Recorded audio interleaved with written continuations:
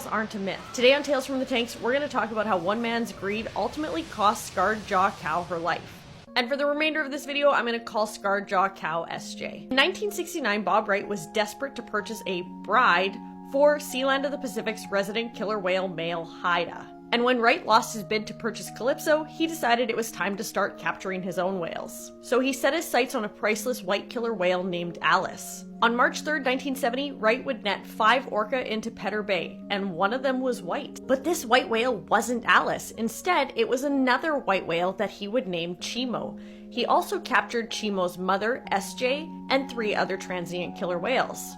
A few weeks after their capture, SJ would watch her daughter and another young whale named Nootka be hoisted out of the bay and sent to Sealand of the Pacific. And SJ would never see her daughter again.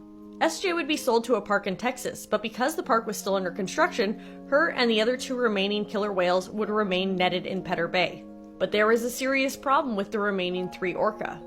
They absolutely outright refused to eat any of the fish that was being offered to them, and Wright, in his ignorance, just assumed that they were on a hunger strike. But the reality was much different, because these were transient killer whales, marine mammal eaters. They don't eat fish.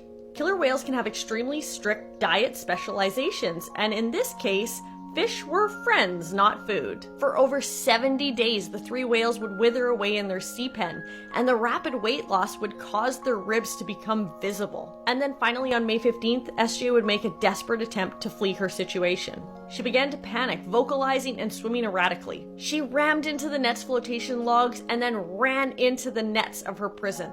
Men tried to contain her inside the nets while she made a desperate push for escape. But ultimately, she would lose her bid for freedom when she became entangled in the nets and drowned. And in the cover of darkness, Wright would have his men drag her body out of Pedder Bay, where she would finally have freedom once more as she sank to the depths of the Salish Sea.